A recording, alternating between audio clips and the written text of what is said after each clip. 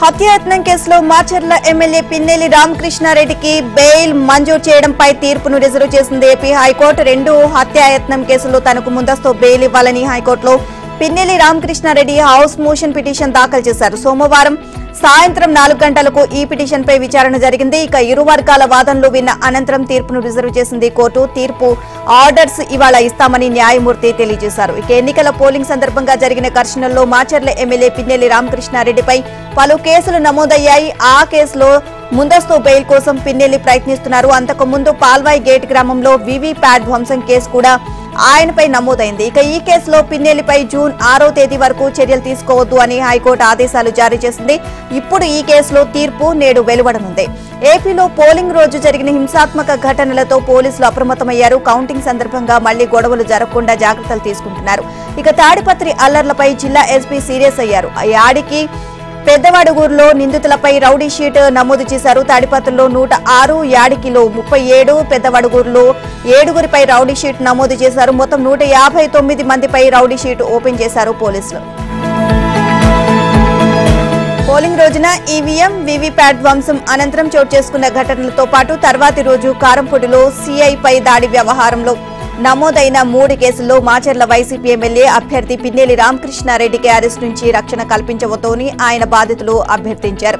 ఓట్ల లెక్కింపు రోజు కౌంటింగ్ కేంద్రానికి ఆయన అనుమతించడం శ్రేయస్కరం కాదు అని, పోలింగ్ నాడు తర్వాత ఆయన అరాచకం సృష్టించారని వారి తరపు సీనియర్ న్యాయవాది పోసాని వెంకటేశ్వర్లు అన్నారు. ఆయనకు రక్షణ కల్పిస్తే నేర ఘటనలు పునరావృతమయ్యే ప్రమాదం ఉంది అన్నారు. బెయిల్ మంజూరు చేస్తే సాక్షులను బెదిరించే అవకాశం ఉందని, ఆయన నేర చరిత్రను పరిగణలోకి తీసుకుని నిర్ణయాన్ని వెల్లడించాలని హైకోర్టును కోరారు. ఇక ఆ 3 కేసుల్లో తనకు ముందస్తు బెయిల్ మంజూరు చేయాలని కోరుతూ పిన్నెల్లి అత్యవసరంగా దాఖలు చేసిన పిటిషన్లపై సోమవారం కోర్టులో విచారణ జరిగింది. బాధితులు నంబూరి శేషగిరిరావు, చెరుకూరి నాగశిరోమణి వ్యాజ్యాల్లో ఇంప్లీడ్ అయ్యారు. ఇక పోలీసుల తరపున పబ్లిక్ ప్రాసిక్యూటర్ వై నాగిరెడ్డి వాదనలు వినిపిస్తూ ఇప్పటికే 9 కేసుల్లో పిన్నెల్లి నిందితుడిగా ఉన్నారని, ఈవీఎం ధ్వంసమే కాకుండా తర్వాతి రోజు కూడా అనుచరులతో ర్యాలీ నిర్వహించి ప్రతిపక్షాల వారిని బెదిరించారు అని తెలియజేశారు. ఇక పోలీసులపై దాడి చేసి తీవ్రంగా గాయపరిచారని అన్నారు. ఈవీఎం ధ్వంసంలో మధ్యంతర ముందస్తు బెయిల్ మంజూరు చేస్తూ హైకోర్టు విధించిన షరతులను ఆయన ఉల్లంఘించారని, ఆయన కదలికలపై పోలీసులు నిఘా ఉంచలేకపోతున్నారు అని తెలియజేశారు. ఇక సీఐ నారాయణ స్వామిపై దాడి చేసిన కేసులో పిన్నెల్లిని నిందితుడిగా పేర్కొంటూ స్థానిక కోర్టులో మెమో వేశామని అన్నారు. రిషికొండలో రాడ్సన్ బ్లూ స్టార్ హోటల్ ఉంది. అందులో లీజుదారులను బెదిరించి వైసీపీ నాయకులు 50% వాటా తీసుకున్నారు. వైసీపీ పెద్దలు ఎవరు విశాఖపట్నం వచ్చినా అక్కడే ఉంటున్నారు. జగన్ ప్రమాణ స్వీకార కార్యక్రమం కోసం వచ్చే వారితో ఇప్పుడు ఆ హోటల్లో జూన్ 8, 9, 10 తేదీల్లో అన్ని రూమ్లు బుక్ అయిపోయాయని వైసీపీ అనుకూల మీడియా ఊదరగొడుతోంది. కానీ ఆ హోటల్ కు ఫోన్ చేసి జూన్ 9న రూమ్ కావాలని అడిగితే ఏ పేరుతో ఎన్ని రూములు రిజర్వ్ చేయమంటారు అని అడుగుతుండడం గమనార్హం. ఇక వైసీపీ మైండ్ గేమ్ ఆడుతోంది. జూన్ 9న ముఖ్యమంత్రిగా జగన్మోహన్ రెడ్డి విశాఖపట్నంలో ప్రమాణ స్వీకారం చేయబోతున్నారు అని ఆ పార్టీ పెద్దలు ఊదరగొడుతున్నారు. ఇక పార్టీ తరపున విశాఖలో నిర్వహించే ప్రతి సమావేశంలో మంత్రి బొత్స సత్యనారాయణ, విశాఖ జిల్లా పార్టీ సమన్వయకర్త వైవి సుబ్బారెడ్డిలతో పాటు ఎన్నికల్లో పోటీ చేసిన పార్టీ అభ్యర్థులు కూడా ఇదే మాట చెప్తున్నారు. ఇందులో తప్పేమీ లేదు. కానీ జూన్ 9న విశాఖలో ప్రమాణ స్వీకారం కోసం ఏర్పాట్లు జరుగుతున్నాయని, ఈ కార్యక్రమానికి హాజరు కావడానికి పార్టీ శ్రేణులు పెద్ద ఎత్తున తరలి వస్తున్నాయని, అందుకోసం ఇప్పటి నుంచి హోటల్లో రూములు కూడా బుక్ చేసుకుంటున్నారు అని వైసీపీ అనుకూల మీడియాలో విస్తృత ప్రచారం చేస్తున్నారు. ఈ వార్తలు నిజమని నమ్మేసి పలువురు రాజకీయ విశ్లేషకులు కూడా టీవీ డిబేటర్లో ఇదే మాట చెప్తున్నారు. వచ్చే నెల 8, 9, 10 తేదీల్లో విశాఖపట్నంలో హోటళ్ల రూములన్నీ ఫుల్ అయిపోయాయని, విమానాల టికెట్లు కూడా దొరకడం లేదు అని ప్రచారం చేస్తున్నారు.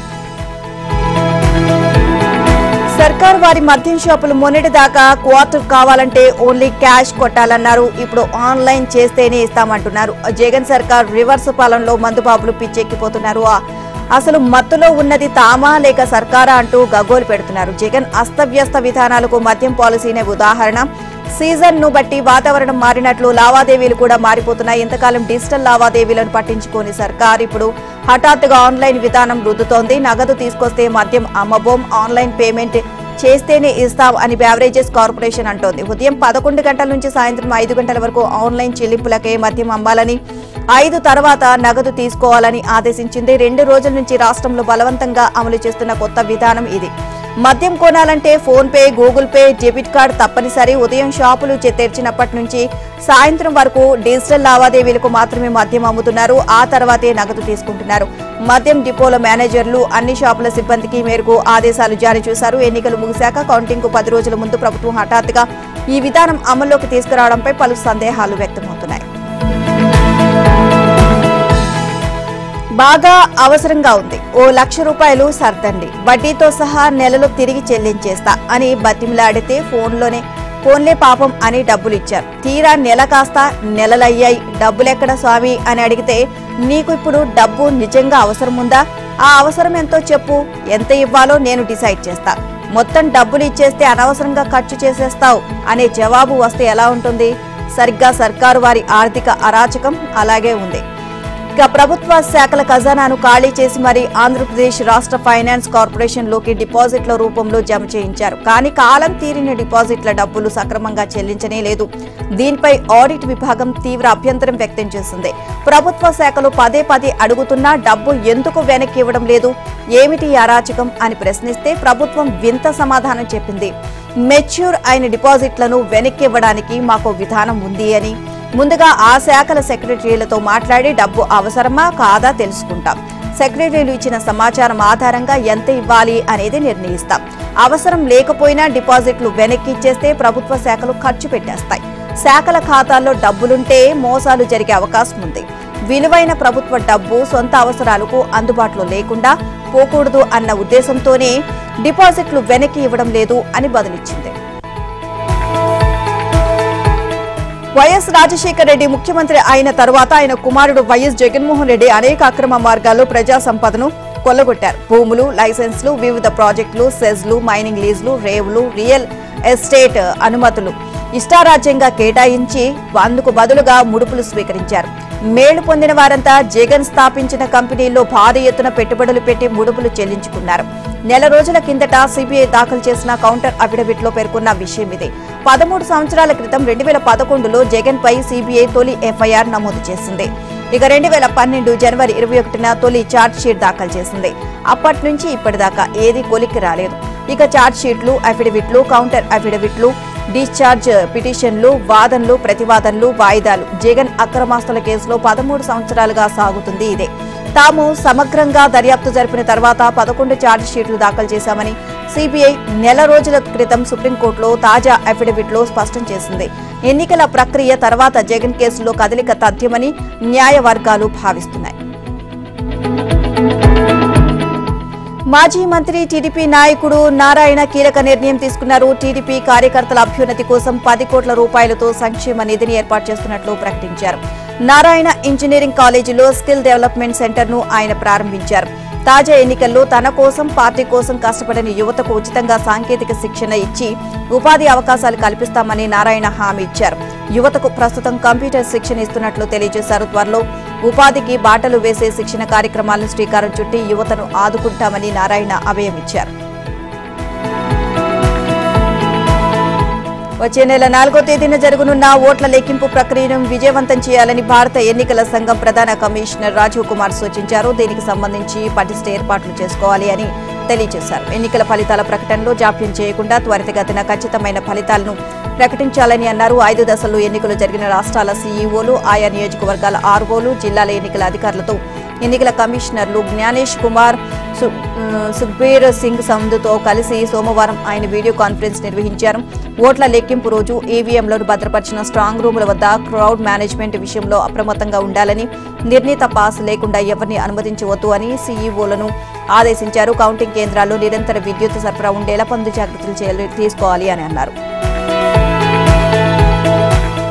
తన కుమార్తె ఎమ్మెల్సీ కవితను ఢిల్లీ లిక్కర్ స్కామ్ నుంచి బయటపడేసేందుకే ఎమ్మెల్యేల కొనుగోలు కేసులో బీజేపీ నేత బిఎల్ సంతోష్ అరెస్టుకు నాటి సీఎం కేసీఆర్ స్కెచ్ వేశారా? బీజేపీ అధిష్టానంతో నేరుగా బేరసారాలు ఆడేందుకే ఆ ప్రణాళిక రచించారా అంటే ఫోన్ ట్యాపింగ్ కేసులో నిందితుడైన మాజీ డీసీపీ రాధాకిషన్ రావు ఈ ప్రశ్నలన్నిటికీ అవును అనే సమాధానం ఇచ్చారు. కేసీఆర్ వేసిన ప్లాన్ పోలీసుల వైఫల్యంతో ఫెయిల్ అయింది అని చెప్పారు. అదొక్కటే కాదు, తన నేర అంగీకార వాంగ్మూలంలో ఆయన పలు సంచలన విషయాలను వెల్లడించారు. దేశవ్యాప్తంగా సంచలనం సృష్టించిన ఫోన్ ట్యాపింగ్ వ్యవహారంలో తవ్వే కొద్దీ ఎన్నెన్నో కొత్త అంశాలు వెలుగులోకి వస్తున్నాయి. పోలీసులను పావుగా వాడుకొని బీఆర్ఎస్ అధినేత కేసీఆర్ అమలు చేసిన అనేక ఎత్తులు బయటపడుతున్నాయి. ఇక ముఖ్యంగా 4 బీఆర్ఎస్ ఎమ్మెల్యేల కొనుగోలుకు సంబంధించి పలు కొత్త విషయాలను రాధాకిషన్ రావు తన వాంగ్మూలంలో వెల్లడించారు. దాని ప్రకారం మునుగోడు ఉప ఎన్నికల సమయంలో బీఆర్ఎస్ కు చెందిన 4 ఎమ్మెల్యేలు కొనుగోలుకు బీజేపీ ప్రయత్నించింది అని ఇప్పటి వరకు చాలా మంది అనుకుంటున్నారు. కానీ వాస్తవానికి బీజేపీ పైలట్ రోహిత్ రెడ్డితో మాత్రమే సంప్రదింపులు జరిపింది. అయితే ఈ విషయం కేసీఆర్ కు తెలియడంతో వేర్వేరు సామాజిక వర్గాలకు చెందిన మరో 3 ఎమ్మెల్యేలను ఇందులో భాగం చేయాలని ఆదేశించినట్లు రాధాకిషన్ రావు తెలియజేశారు. ఎమ్మెల్యేల కొనుగోలు వ్యవహారంలో కీలకంగా ఉన్న బీజేపీ జాతీయ ప్రధాన కార్యదర్శి బిఎల్ సంతోష్ ను అరెస్ట్ చేసి కవితను లిక్కర్ స్కామ్ నుంచి తప్పించడానికి కేంద్రంతో బేరసారాలు ఆడాలన్నది కేసీఆర్ ప్లాన్ అని ఆయన వివరించారు. గత అసెంబ్లీ ఎన్నికలకు ముందు అక్టోబర్, నవంబర్ నెలలో కేసీఆర్ ఆదేశాల మేరకు ఏబిఎన్ ఆంధ్రజ్యోతి సంస్థల ఎండీ వేమూరి రాధాకృష్ణ కదలికలపై నిఘా పెట్టినట్లు రాధాకిషన్ రావు పేర్కొన్నారు. విచారణ అధికారులకు వెల్లడించిన వాగ్మూలంలో ఈ విషయాన్ని స్పష్టం చేశారు. రాధాకృష్ణను కలుస్తున్న రాజకీయ నేతలు, వ్యాపారవేత్తలు, ఇతర ప్రముఖులపై ప్రధానంగా దృష్టి సారించినట్లు ఆయన వెల్లడించారు. ఆయన ఫోన్ ట్యాప్ చేసి సేకరించిన కీలక సమాచారాన్ని ఎప్పటికప్పుడు సీఎం కేసీఆర్ కు చేరవేసేవాళ్లం అని ఆయన విచారణలో తెలిపారు. పౌర సరఫరాల శాఖలో ధాన్యం టెండర్ ప్రక్రియలో 800 కోట్ల కుంభకోణం జరిగిందని బీజేఎల్పీ నేత ఏలేటి మహేశ్వర్ రెడ్డి పునరుద్ఘాటించారు. టెండర్ నిబంధనల ప్రకారం మిల్లర్ల వద్ద నిల్వ ఉన్న 35 లక్షల టన్నుల ధాన్యాన్ని కాంట్రాక్ట్ దక్కించుకున్న సంస్థలు తరలించారు. ఇక ఇందుకోసం క్వింటాలకు 2007 చొప్పున ప్రభుత్వ ఖజానాకు జమ చేయాలి. కానీ తమకు ధాన్యం బంధువులు క్వింటాలకు 2223 చొప్పున నగదు ఇవ్వాలి అంటూ కాంట్రాక్టర్లు మిల్లర్లను డిమాండ్ చేస్తున్నారు. లేదంటే కేసులు పెడతామంటూ బెదిరిస్తున్న అధికారులు 100 రూపాయల స్టాంప్ పేపర్లపై మిల్లర్లతో అగ్రిమెంట్లు రాయిస్తున్నారని అన్నారు. కాంట్రాక్టర్లు ధాన్యాన్ని తరలించకుండానే క్వింటాలకు అదనంగా 216 చొప్పున వసూలు చేస్తున్నారని, ఇది మొత్తంగా 8 కోట్ల కుంభకోణం, ఇది జరగట్లేదని చెప్పింది. నేను బహిరంగ చర్చకు సిద్ధం అని మంత్రి ఉత్తమ్ కు సవాల్ విసిరారు. ఇక పౌర సరఫరాల శాఖలో జరుగుతున్న అవినీతి అక్రమాలపై సీఎం రేవంత్ కు తాను 19 ప్రశ్నలు సంధిస్తే బహుశా ఆయన ఒత్తిడితో మంత్రి ఉత్తమ్ ఒక్క ప్రశ్నకైనా స్పందించారని ఎద్దేవి చేశారు. తప్పు చేసిన మిల్లర్ల నుంచి వసూళ్లకు పాల్పడడం ఎంతవరకు సబబు?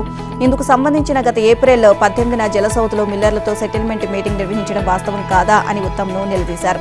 ఆనాడు మీరు టీపీసీసీ పదవి ఎలా తెచ్చుకున్నారో 10 ఏళ్లు మీతో సహవాసం చేసిన నాకు తెలియదా? మీలాగా మాట్లాడాలంటే ఎన్నో అంశాలు ఉన్నాయి, కానీ తనది అలాంటి దిగజారుడు వ్యక్తిత్వం కాదు అన్నారు. మీలాగా అపాయింటెడ్ నేతను కాదు అన్నారు. సబ్జెక్టుకు సంబంధించిన అంశాన్ని తాను ప్రస్తావిస్తే వ్యక్తిగతంగా ఎందుకు తీసుకుంటున్నారని నిలదీశారు. తాటాకు చప్పుళ్లకు భయపడే వాళ్ళెవరూ ఇక్కడ లేరు అని గుర్తుంచుకోవాలి అన్నారు. లోక్సభ ఎన్నికల్లో ఇండియా కూటమికి దక్షిణాది రాష్ట్రాలు 100కు పైగా సీట్లు ఇవ్వనున్నాయి. దక్షిణాదిలో మొత్తం 121 సీట్లు ఉంటే కేరళ, తమిళనాడులో బీజేపీకి చోటే లేదు. ఏపీ, తెలంగాణ, కర్ణాటక రాష్ట్రాల్లో ఇక ఆ పార్టీకి ఇచ్చే సీట్లు 20 కంటే తక్కువే. గత ఎన్నికల్లో బీజేపీకి గుజరాత్, హర్యానా, ఢిల్లీ, రాజస్థాన్లో మొత్తం సీట్లు వచ్చాయి. ఈసారి ఆయా రాష్ట్రాల్లో సగం సీట్లు కూడా రావు. మరి ఆ పార్టీకి ఎన్నికల్లో 400 సీట్లు ఇంకెక్కడి నుంచి వస్తాయి అని సీఎం రేవంత్ రెడ్డి ప్రశ్నించారు. ఆ పార్టీ నేతలు కోరుకున్నట్లు 400 సీట్లు కావాలంటే పాకిస్తాన్ ఎన్నికల్లోనూ పోటీ చేయాలని ఎద్దేవా చేశారు. మోదీకి ప్రజలు 2 సార్లు అధికారం ఇస్తే ఆయన వారిని మోసం చేశారని, దేశ ప్రజలంతా ఒక్కటై ఈ ఎన్నికల్లో బీజేపీని ఓడిస్తారని తేల్చి చెప్పారు. దేశంలో మతతత్వ శక్తులు మళ్లీ అధికారంలోకి వస్తే ప్రజలకు, రాజ్యాంగానికి, రిజర్వేషన్లకు ప్రమాదకరమని అన్నారు. ఈ ఎన్నికల్లో మతతత్వ శక్తులు 400 సీట్లు అడిగేది రాజ్యాంగాన్ని మార్చి రిజర్వేషన్లను రద్దు చేసేందుకే అన్నారు. అందరము కలిసి మతతత్వ శక్తులను ఓడించి రాజ్యాంగాన్ని రక్షించే బాధ్యత తీసుకోవాలి. మతతత్వ శక్తులను కేరళ ప్రజలు వారి రాష్ట్రంలోకి అనుమతించరు. మతతత్వ శక్తులకు వ్యతిరేకంగా పోరాడుతున్న వారితో కలిసి ఈ వేదిక పంచుకుంటున్నందుకు గర్వపడుతున్నాను అని సీఎం అన్నారు. నల్గొండ, ఖమ్మం, వరంగల్ ఉమ్మడి జిల్లాల పట్టభద్రుల ఎమ్మెల్సీ ఉప ఎన్నిక పోలింగ్ నిన్న ముగిసింది. ఉదయం 8 నుంచి సాయంత్రం 4 గంటల వరకు కొనసాగిన పోలింగ్ లో 3 జిల్లాల పరిధిలోని ఓటర్లలో 73% మంది ఓటు హక్కు వినియోగించుకున్నట్లు సమాచారం. ఇక సాయంత్రం 4 గంటలలోపు పోలింగ్లో నిలిచిన వారికి సమయం ముగిసిన అవకాశం కల్పించడంతో 30కి పైగా పోలింగ్ స్టేషన్లో రాత్రి 9 గంటల వరకు పోలింగ్ కొనసాగింది. కాగా పోలింగ్ ముగిసే సమయానికి అత్యధికంగా ములుగు జిల్లాలో 74.54%, అత్యల్పంగా ఖమ్మం జిల్లాలో 65.54% నమోదైందని ఉప ఎన్నికల రిటర్నింగ్ అధికారి నల్లగొండ జిల్లా కలెక్టర్ దాసరి హరిచందన తెలియజేశారు. పోలింగ్ ప్రశాంతంగా జరిగిందని, జూన్ 5న ఓట్ల లెక్కింపు చేపడతామని పేర్కొన్నారు. రాత్రి పోలింగ్ మెటీరియల్ ను భారీ బందోబస్తు మధ్య నల్లగొండలో ఏర్పాటు చేసిన స్ట్రాంగ్ రూమ్ కు తరలించారు. కాగా ఈ ఉప ఎన్నికల్లో కాంగ్రెస్ అభ్యర్థిగా పోటీ చేసిన తీన్మార్ మల్లన్న తన సతీమణితో కలిసి యాదాద్రి భువనగిరి జిల్లా తుర్కపల్లి మండల కేంద్రంలో ఓటు హక్కును వినియోగించుకున్నారు.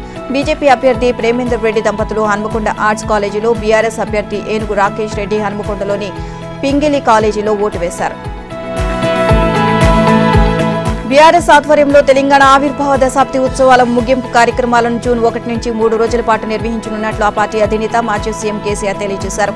జూన్ 1న సాయంత్రం 7 గంటలకు గన్ పార్క్ అమరవీరుల స్తూపం వద్ద నివాళులర్పించి అనంతరం అక్కడి నుంచి ట్యాంక్ బండ్ సమీపంలోని అమరజ్యోతి వరకు కొవ్వొత్తుల ర్యాలీ నిర్వహించనున్నారు. 2న తెలంగాణ భవన్లో రాష్ట్ర అవతరణ వేడుకలు జరుగుతాయి. ఇక రాష్ట్ర పార్టీ కార్యాలయంలో పార్టీ జెండా, జాతీయ జెండాల ఆవిష్కరణలు ఉంటాయి. అదే రోజు పార్టీ శ్రేణులు హైదరాబాద్లోని ఆసుపత్రులు, అనాథ శరణాలయాల్లో పండ్లు, స్వీట్లు పంపిణీ చేస్తాయి. జూన్ 3న అన్ని జిల్లాల్లోనూ పార్టీ జెండా, జాతీయ జెండాల ఆవిష్కరణలతో పాటు ఆసుపత్రులు, అనాథ శరణాలయాల్లో స్వీట్లు, పండ్ల పంపిణీ కార్యక్రమాలు ఉంటాయి. తెలంగాణ దశాబ్ది ముగింపు వేడుకలను ఘనంగా నిర్వహించాలని గ్రామ స్థాయి నుంచి రాష్ట్ర స్థాయి పార్టీ శ్రేణులకు కేసీఆర్ పిలుపునిచ్చారు. కాళేశ్వరం ప్రాజెక్టులోని మేడిగడ్డ బ్యారేజీ ఏ విధంగా ఉందో గుర్తించేందుకు గాను భూ భౌతిక, భూ సాంకేతిక పరీక్షలు చేయడానికి రేపు ఢిల్లీకి చెందిన కేంద్ర మృతిక ఇతర భూ పదార్థాల పరిశోధనా కేంద్రం నిపుణుల బృందం రానుంది. ఈ మేరకు రాష్ట్ర అధికారులకు ఆ సంస్థ నిన్న సమాచారం ఇచ్చింది.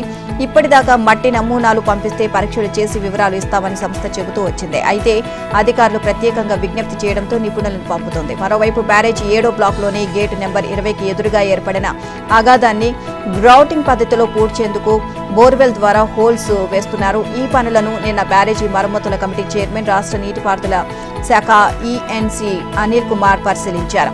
ఇక central design organisation chief engineer Mohan Kumar committee సభ్యులతో కలిసి జయశంకర్ భూపాలపల్లి జిల్లా మహాదేవ్పూర్ మండలంలోని మేడిగడ్డ, అన్నారం బ్యారేజీలను అనిల్ కుమార్ సందర్శించారు.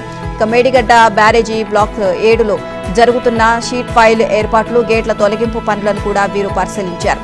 గ్రౌండింగ్ పనులను త్వరితగతిన ప్రారంభించాలని సూచించారు. జాతీయ ఆనకట్టల భద్రతా సంస్థ సూచనలను పాటిస్తూ తాత్కాలిక మరమ్మతులతో వేగం పెంచాలని, వానాకాలం ప్రారంభమయ్యే నాటికి గేట్లన్నీ తెరిచి ఉండేలా చూడాలి అని అన్నారు. అనంతరం అన్నారం బ్యారేజీని పరిశీలించారు. వానాకాలంలో బ్యారేజీలో నీటిని నిల్వ చేసేందుకు సాధ్యాసాధ్యాలను పరిశీలించి అందుకు అవసరమైనట్లు ఏర్పాట్లు పూర్తి చేయాలి అన్నారు.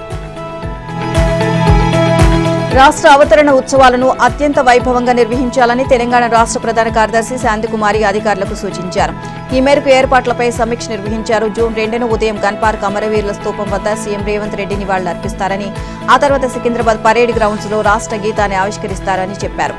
ఇక జూన్ 2న ట్యాంక్ బండ్పై స్వయం సహాయక బృందాలకు చెందిన హస్తకళలు, చేనేత కళల స్టాళ్లు ఏర్పాటు చేస్తాం. నగరంలోని ప్రముఖ హోటళ్లు, ఫుడ్ స్టాళ్లు, పిల్లలకు క్రీడలతో కూడా వినోదశాలలను ఏర్పాటు అవుతాయి. ఇక రాత్రి 7 గంటల నుంచి 9 గంటల వరకు కళారూపాల కార్నివాల్ జరుగుతుంది. అందులో బాణసంచా, లేజర్ షో ఉంటాయి. ఇక 5,000 మంది శిక్షణ, పోలీసులు బ్యాండ్ ప్రదర్శన చేస్తారు అని సీఎస్ తెలియజేశారు. ఫోన్ ట్యాపింగ్ లో బీఆర్ఎస్ అధినేత మాజీ సీఎం కేసీఆర్ పాత్ర ఉన్నట్లు స్పష్టమైన ఆధారాలు ఉన్నప్పటికీ కాంగ్రెస్ ప్రభుత్వం ఆయన ఎందుకు అరెస్ట్ చేయట్లేదని బీజేపీ జాతీయ ప్రధాన కార్యదర్శి ఎంపీ బండి సంజయ్ ప్రశ్నించారు. బీఆర్ఎస్ లో హయాంలో ప్రతిపక్షాలపై సైబర్ దాడి జరిగిందని విమర్శించారు. తక్షణమే కేసీఆర్ ను అరెస్ట్ చేసి విచారణ చేపట్టాలని ప్రభుత్వానికి విజ్ఞప్తి చేశారు. ఇది ముమ్మాటికి రాజ్యాంగ ద్రోహమే, ప్రజాస్వామ్యాన్ని ఖూనీ చేయడమే. కేసీఆర్ లాంటి దుర్మార్గులు ఎమ్మెల్యేగానే కాదు, భవిష్యత్తులో రాజ్యాంగబద్ధంగా ఏ పదవి చేపట్టడానికి అర్హులు కాదు. తక్షణమే ఆయనపై అనర్హత వేటు వేయాలి. మళ్లీ ఎన్నికల్లో పాల్గొనకుండా నిషేధం విధించాలి. కేటీఆర్తో సహా పలువురు బీఆర్ఎస్ నేతలు కూడా ఫోన్ ట్యాపింగ్ పాపంలో భాగం పంచుకున్నందున వీలైతే బీఆర్ఎస్ పార్టీ గుర్తింపునకు సైతం రద్దు చేసే అంశంపై ఆలోచించాలి అని బండి అభిప్రాయపడ్డారు. ఇక ఈ కేసులో ప్రధాన నిందితుడైన ప్రభాకర్ రావు అమెరికాలో ఉన్నట్లు తెలిసినా ఎందుకు ఆయన్ను భారత్ కు రప్పించలేకపోతున్నారు అని కాంగ్రెస్ ప్రభుత్వాన్ని బండి సంజయ్ నిలదీశారు. ఫోన్ ట్యాపింగ్ విషయంలో తాను గతంలో చెప్పింది నిజమైంది అన్నారు. కేసీఆర్ ఆదేశాల మేరకు ఫోన్ ట్యాపింగ్ చేసినట్లు రాధాకిషన్ రావు పోలీసుల విచారణలో వెల్లడించడమే ఇందుకు నిదర్శనమన్నారు. ముఖ్యంగా బీజేపీపై దాడి కోసమే ఫోన్ ట్యాపింగ్ ను ఉపయోగించుకున్నట్లు అర్థమవుతోంది అన్నారు. బీజేపీ సానుభూతి పరులతో పాటు పార్టీకి విరాళాలు ఇచ్చే వాళ్లను, మీడియా ప్రతినిధులను సైతం ఫోన్ ట్యాపింగ్ తో టార్గెట్ చేశారంటే కేసీఆర్ కు ఎంతగా వణుకు పుట్టిందో అర్థమవుతుందని వ్యాఖ్యానించారు. ఇక కాంగ్రెస్ సీనియర్ నేత రాహుల్ గాంధీకి బీహార్లో జరిగిన ఎన్నికల సభలో త్రుటిలో ప్రమాదం నుంచి తప్పించుకున్నారు. సభా వేదికలో కొంత భాగం కిందకు కుంగిపోవడంతో ఆయన అడుగులు తడబడ్డాయి. అయితే వెంటనే నిలదొక్కుకోవడంతో భద్రతా సిబ్బంది ఊపిరి పీల్చుకున్నారు. పాట్లీపుత్ర లోక్సభ నియోజకవర్గంలోని పాలీగంజ్లో సోమవారం నాడు ఈ ఘటన చోటు చేసుకుంది. రాహుల్ గాంధీని ఆర్జేడీ అధ్యక్షుడు లాలూ ప్రసాద్ యాదవ్ కుమార్తె మిసాభారతి వేదికపైకి తీసుకువెళ్తుండగా వేదికలోని ఒక భాగం కిందకు కుంగిపోయింది. దీంతో బ్యాలెన్స్ కోసం రాహుల్ కొద్దిసేపు తడబడ్డారు. వెంటనే ఆ విషయం గ్రహించిన మిసాభారతి ఆయన చెయ్యి పట్టుకుని నిలదొక్కునేందుకు సహకరించారు. అప్రమత్తమైన భద్రతా సిబ్బందిని రాహుల్ పర్వాలేదంటూ వారించడం, ఆ వెంటనే రాహుల్ నవ్వుతూ వేదికపై నుంచి సభికులకు చెయ్యి ఊపడంతో అంతా ఊపిరి పీల్చుకున్నారు. పాటలీపుత్ర లోక్సభ సీటు నుంచి మిసాభారతి పోటీ చేస్తున్నారు. ఎన్నికల సమయంలో రాజకీయ పార్టీలు ఇచ్చే హామీలపై దేశ సర్వోన్నత న్యాయస్థానం సంచలన కామెంట్స్ చేసింది. పార్టీలు ఇచ్చే హామీలు అవినీతిగా పరిగణించలేము అని స్పష్టం చేసింది సుప్రీం ధర్మాసనం. ఇక ఎన్నికల్లో పార్టీలు చేసే వాగ్దానాలు అవినీతి కిందకు రాదు అని తెలిపింది. హామీలు ఇవ్వడమే అవినీతి కిందకు వస్తుంది అంటూ సుప్రీంకోర్టులో కొందరు పిల్ దాఖలు చేశారు. దీన్ని పరిశీలించిన సుప్రీంకోర్టు ధర్మాసనం పిల్ను విచారణకు అంగీకరించలేదు. పార్టీల మేనిఫెస్టోలోని హామీలను ప్రజలు నమ్మితే ఎవరేం చేస్తారని సుప్రీంకోర్టు వ్యాఖ్యానించింది. దీన్ని అవినీతిగా పరిగణించలేమని పిల్ను తోసిపుచ్చింది. ఇక రాజకీయ పార్టీలు ఇచ్చే హామీలను అవినీతిలో భాగంగా పరిగణించాలని కోరుతూ కొందరు సుప్రీంకోర్టులో పిల్ దాఖలు చేశారు. రాజకీయ పార్టీలు అధికారం చేపట్టేందుకు అలవిగాని హామీలు ఇస్తూ ప్రజలను మభ్యపెడుతున్నారని, వీటి కారణంగా ప్రజలు ప్రలోభాలకు గురవుతున్నారని పిల్లో పేర్కొన్నారు. ఇష్టారీతన మేనిఫెస్టోలు హామీలు ఇచ్చి అధికారం చేపట్టిన తర్వాత వాటిని విస్మరిస్తున్నారని అన్నారు. ఈ కారణంగా రాజకీయ పార్టీలు ఇచ్చే హామీలు కూడా అవినీతికి కిందకే వస్తాయని, వీటిపై తగిన ఆదేశాలు ఇవ్వాలని పిల్లో కోరారు. దీన్ని పరిశీలించిన ధర్మాసనం పిల్ను తిరస్కరించింది. రాసలీలల పెన్ డ్రైవ్ కేసులో ఆరోపణలు ఎదుర్కొంటున్న జేడీఎస్ నేత హసన్ ఎంపీ ప్రజ్వల్ రేవణ్ణ తొలిసారి స్పందించారు. ఈ కేసులో మే 31వ తేదీ ఉదయం 10 గంటలకు ప్రత్యేక దర్యాప్తు బృందం ముందు హాజరవుతానని ప్రజ్వల్ సోమవారం స్పష్టం చేశారు. ఈ కేసులో తాను పోలీసులకు సహకరిస్తానని అన్నారు. తనకు న్యాయ వ్యవస్థలపైన చట్టాలపైన నమ్మకం ఉంది అని తెలిపారు. అయితే తనపై తప్పుడు కేసులు పెట్టారంటూ ప్రజ్వల్ ఈ సందర్భంగా ఆరోపించారు. అలాగే ఈ ఆరోపణలన్నీ రాజకీయ కుట్రలో భాగంగానే వచ్చినవేనని అన్నారు జేడీఎస్ నాయకులు. ఇక పార్టీ కార్యకర్తలకు ఈ సందర్భంగా ప్రజ్వల్ క్షమాపణలు చెప్పారు. ఈ మేరకు ప్రజ్వల్ సెల్ఫీ వీడియోను విడుదల చేశారు. సార్వత్రిక ఎన్నికలు జరుగుతున్న వేళ ప్రజ్వల్ రేవణ్ణకు సంబంధించిన రాసలీలల పెన్ డ్రైవ్ బహిర్గతమైంది. దాంతో కర్ణాటకలో రాజకీయ దుమారం రేగింది. అదే కాక ఈ ఎన్నికల్లో జేడీఎస్ తో బీజేపీ పొత్తు పెట్టుకుని లోక్సభ ఎన్నికలకు వెళ్లింది. దీంతో ఆ రాష్ట్రంలో అధికార కాంగ్రెస్ పార్టీకి ప్రజ్వల్ అంశం ప్రచార అస్త్రంగా మారింది. ఇక అలాగే ప్రజ్వల్ తో పాటు అతడి తండ్రి హెచ్డి రేవణ్ణ బాధితులు పలువురు తనకు జరిగిన అన్యాయంపై పోలీసులకు ఆశ్రయించారు. దీంతో వారిద్దరిపై పోలీసులు కేసు నమోదు చేశారు. ప్రజ్వల్పై ఆరోపణల నేపథ్యంలో రాష్ట్ర ప్రభుత్వం సిట్ ఏర్పాటు చేసింది. అయితే ప్రజ్వల్ రాసలీలల వీడియోలు బహిర్గతం కావడంతో అతడు జర్మనీ వెళ్లిపోయాడు. ఆ క్రమంలో జేడీఎస్ సీనియర్ నాయకుడు మాజీ ప్రధాని దేవగౌడ్ కుటుంబంపై విమర్శలు వెల్లువెత్తాయి. ఆప్ రాజ్యసభ ఎంపీ స్వాతి మలివాల్ పై దాడి కేసులో ముఖ్యమంత్రి అరవింద్ కేజ్రీవాల్ సహాయకుడు బిభవ్ కుమార్ దాఖలు చేసుకున్న బెయిల్ పిటిషన్పై సోమవారం నాడు ఢిల్లీలోని తీష్ హజారీ కోర్టులో విచారణ జరిగింది. ఈ సందర్భంగా ఒక దశలో కోర్టులోని స్వాతి మలివాల్ కంటతడి పెట్టారు. బిభవ్ కుమార్ తరపున సీనియర్ అడ్వకేట్ ఎన్ హరిహరన్ వాదనలు వినిపించారు. ఆప్ ఎంపీ ముందస్తు అపాయింట్మెంట్ లేకుండానే సీఎం నివాసంలోకి చొరపడ్డారని, ఆ సమయంలో బిభవ్ కుమార్ సీఎం ఇంట్లో లేరని చెప్పారు. ఎవరైనా ఈ తరహాలో సీఎం నివాసంలోకి అడుగు పెడతారా? అది స్వయంగా సీఎం అధికారిక నివాసం. సమావేశానికి సంబంధించి ఆమె ఎలాంటి అపాయింట్మెంట్ గానీ తాను వస్తున్నట్లు ముందస్తు సమాచారం కానీ ఇవ్వలేదు. కుమార్ ఆ సమయంలో అక్కడ లేరు. ఆమెను సెక్యూరిటీ సిబ్బంది ఆపినప్పటికీ లెక్క చేయకుండా వెయిటింగ్ రూమ్ వైపు వెళ్లారు. కుమార్తో మాట్లాడమని భద్రతా సిబ్బందికి చెప్పారు అని డిఫెన్స్ కౌన్సిల్ తన వాదన సాగించారు. తీవ్రమైన వర్షాభావం, వడగాల్పులు, ఎండ తీవ్రతతో అల్లాడుతున్న దేశ ప్రజలకు, ముఖ్యంగా రైతాంగానికి భారత వాతావరణ శాఖ తీపి కబురు చెప్పింది. ఈ ఏడాది నైరుతి రుతుపవనాలు సాధారణ తేదీ కంటే ఒక రోజు ముందే అంటే మే 31వ తేదీన కేరళం తాకనున్నాయి. ప్రస్తుతం కేరళ, అరేబియా సముద్రంలో రుతుపవనాలను అనుకూల వాతావరణం ఉంది అని వాతావరణ శాఖ తెలియజేసింది. కేరళలో కురుస్తున్న వర్షాలు మరో 5 రోజుల పాటు కొనసాగే అవకాశం ఉందని వెల్లడించింది. ఇక ఈ ఏడాది రుతుపవనాల సీజన్లో దేశంలోని అనేక ప్రాంతాల్లో సాధారణం కంటే అధిక వర్షపాతం నమోదు కానుంది. ఒడిశా, పశ్చిమ బెంగాల్తో పాటు ఈశాన్య, వాయువ్య భారతంలోని కొన్ని ప్రాంతాల్లో మాత్రం సాధారణం కంటే తక్కువ వర్షపాతం నమోదు అవుతుంది అని భారత వాతావరణ శాఖ సోమవారం బులెటిన్ విడుదల చేసింది. నైరుతి రుతుపవనాల సీజన్ కు సంబంధించి వాతావరణ శాఖ ఏప్రిల్ 15న ఒక బులెటిన్ విడుదల చేసింది. అందులో పేర్కొన్న విధంగానే ఏడాది 106% వర్షపాతం నమోదు కానుంది. ప్రధానంగా వ్యవసాయం చేసే కోర్ మాన్సూన్ జోన్లో సాధారణం కంటే ఎక్కువ వర్షపాతం నమోదు కానుంది అని పేర్కొంది. ఇక జూన్లో మధ్య భారతం, దక్షిణ భారతంలో సాధారణ వర్షపాతం 16.69 సెంటీమీటర్లు నమోదు కానున్నాయి. ఇక వాయువ్య, ఈశాన్య, తూర్పు భారతంలోని పలు ప్రాంతాలు, తమిళనాడులో తక్కువ వర్షపాతం నమోదవుతుందని వాతావరణ శాఖ పేర్కొంది. ఇక జూన్లో పగటి ఉష్ణోగ్రతలు దక్షిణ భారతంలోని కొన్ని ప్రాంతాలు తప్ప మిగిలిన చోట్ల సాధారణం కంటే ఎక్కువగా నమోదు కానున్నాయి. రెమాల్ తుపాను పశ్చిమ బెంగాల్లోని సాగర్ ఐలాండ్, బంగ్లాదేశ్లోని కీపుపారా మధ్య తీరాన్ని దాటింది. అయితే ఈ తుపాను దాటికి భారీ వర్షాలు, ఎదురుగాలులు సంభవించాయి. ఈ నేపథ్యంలో ఆదివారం పశ్చిమ బెంగాల్లో 2 వ్యక్తులు మరణించారు. కోల్కతాలోని బీబీ బగాన్లో పాత భవనం కూలి ఓ వ్యక్తి మరణించగా, దక్షిణ 24 పరిణామాల జిల్లాలోని మౌసూని ఐలాండ్లో చెట్టు మీద పడి ఓ మహిళ మరణించింది. రెమాల్ తుపాను ఉత్తరం, ఈశాన్యంగా కదులుతూ క్రమంగా బలహీనపడుతోంది అని తెలియజేశారు. ఇక మరోవైపు కోల్కతా ఎయిర్పోర్ట్ లో విమాన సర్వీసులను పునరుద్ధరించారు. రిమాల్ తుపాను కారణంగా పశ్చిమ బెంగాల్, బంగ్లాదేశ్లో దాదాపు 2 లక్షల మందిని సురక్షిత ప్రాంతాలకు ఆయా ప్రభుత్వం తరలించిన సంగతి తెలిసిందే. ఇక ఈ తుపాను దాటికి బంగ్లాదేశ్లో సైతం 2 మరణించారు. ఈ తుపాను కారణంగా బెంగాల్లోని తీర ప్రాంతాల జిల్లాలతో పాటు బంగ్లాదేశ్లో సైతం ఈదురుగాలులు బలంగా వీచాయి.